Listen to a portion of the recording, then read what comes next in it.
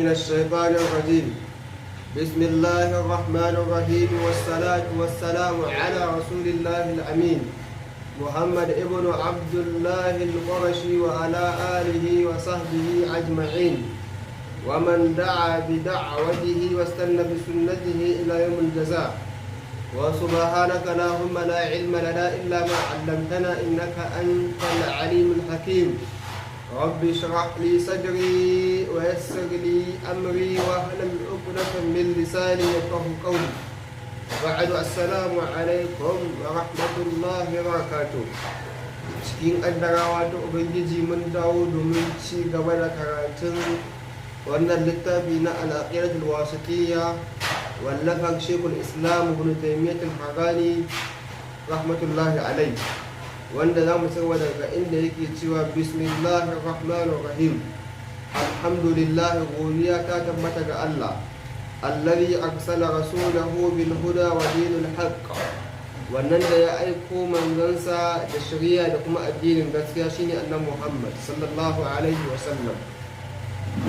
Yuzhiruhu ala ad-din kulli wa kafa billahi shahida, ya aiko shi da wannan addini dan ya bayyana shi ko ya ɗaga shi akan dukkan addinai.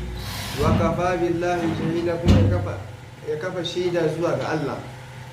Malam ya tsirba da cewa wa ashhadu an la ilaha illallah, na shaida babu abun bautawa bisa ga cancanta sai Allah wahdahu, shi kaɗai yake, la sharika lahu, ba shi da abokin tarayya, iqraran bihi wa tauhidan, ina mai faɗa a baki kuma ina mai tabbatarwa a zuciya da kasantuwar Allah shi kaɗai yake, ba shi da abokin tarayya cikin bauta.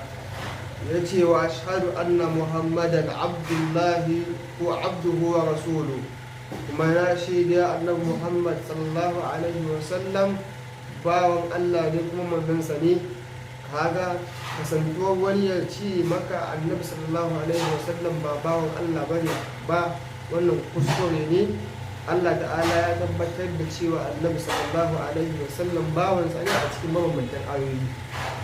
Ba wani abu da za ka ambaci annabi sallallahu alaihi wa sallam na yabo da shi sama da ka kira shi da bawan Allah kuma manzon Allah sallallahu alaihi wa sallam.